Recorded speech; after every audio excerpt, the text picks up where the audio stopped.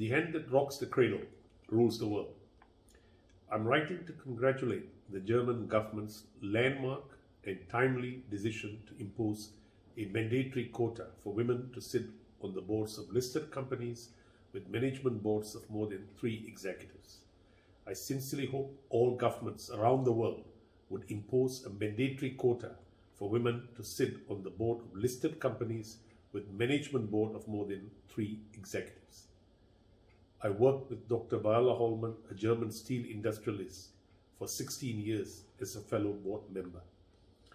A growing body of research shows a range of business benefits associated with gender diversity on boards and in senior leadership, and with a robust pipeline of female management talent. Benefits include improved financial performance and shareholder value, reduced risk of fraud and corruption, increased customer and employee satisfaction, greater investor confidence, enhanced market knowledge and corporate reputation over both the short and long term. Studies also point to the positive influence of gender diverse management and boards on a company's sustainability profile.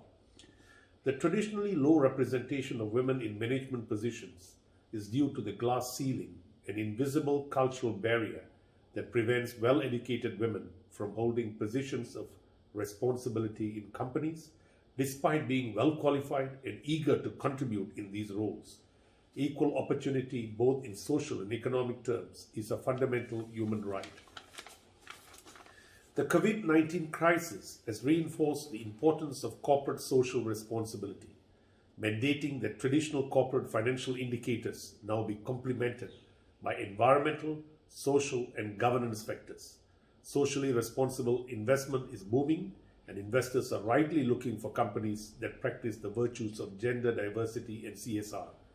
The current trend towards socially responsible investment encourages investors and analysts to promote the existence of effective equality between women and men on boards as a positive investment variable when making their investment decisions. This move by the German government should be lauded by firms for both its social and economic benefits. It was during a meeting that I arranged between Dr. Hallaman, a German steel industrialist, and Madame Xie Xiwa, the chairwoman of Bao Steel Group in Shanghai, that I realized the intellectual prowess, vision, and guts of 2 women who succeeded in the steel world, which has been dominated by men for centuries. I have great admiration and respect for Madame Xie Xiwa, whom I consider as the Iron Lady of China. I learnt a great deal from the late Madame Tan Puing Chanaut Piawi, the chairperson of Dusitani Group, who in my opinion was the most successful woman hotelier in the world. I have been privileged of knowing her since 19 years old. I'm really fortunate to have known the late Lady Barbara Thomas Judge, who was instrumental in me becoming a fellow of the Institute of Directors of London and who shattered many glass ceilings. She was not only a brilliant lawyer and corporate leader, but both a mother and she were instrumental in the professional growth and development of many women. It was during an exclusive breakfast with Carly Fiorina organized in Singapore on 18th October 2005 did I realize the exceptional intellect and business wisdom of a lady corporate leader who was responsible for the growth of Hewlett Packard from 1999 to 2005.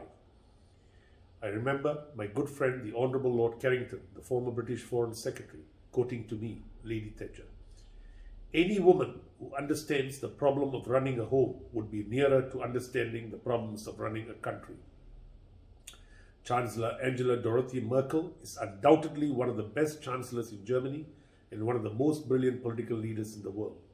I was really happy when I heard the news that she was elected Chancellor of Germany on 22nd November 2005. I had the privilege of knowing Chancellor Helmut Schmidt and Chancellor Kohl. I have no doubts Ms. Kamala Harris, the Vice President-elect of the United States of America, will not only be the first woman Vice President in the history of America, but one of the most effective, popular, and capable Vice Presidents. Ms. Peng Liyuan, the First Lady of China, is one of the most public First Ladies in the world. Ms. Sri Mulyani Indrawati, the Finance Minister of Indonesia and former President of the World Bank, whom I met first in 1999 when she was Professor of Economics in the University of Indonesia is undoubtedly one of the best economists in the world. My good friends, Professor Emil Salim, Professor Mokta Bokori, and Professor Vinarno Surakman insisted that I meet her in 1999. I must thank the late Dr. L.M. Singhvi for introducing me to the late Madam Sushma Swaraj, who was undoubtedly one of the best ministers of external relations of India. She was a great human being and diplomat par excellence. My good friends, Edward Ney, the chairman of Ruby Kaminian, and Harold Burson, the chairman of Burson Marsteller, always insisted that I read beyond the magic and personal history, the biographies and memoirs of Estee Lauder and Katharine Graham, the two powerful American businesswomen. As a Singaporean businessman, I am proud to say that the Singapore government has ensured that there is more than equal representation of women in the cabinet, in the private and public sectors. We are also proud to have a First Lady President. There is huge inspiration to draw from women leaders who unshackled every constraint and set new performance levels, researching greater heights while keeping family a priority. Finally, it is my 87-year-old mother who has been my great inspiration and moral compass in my life.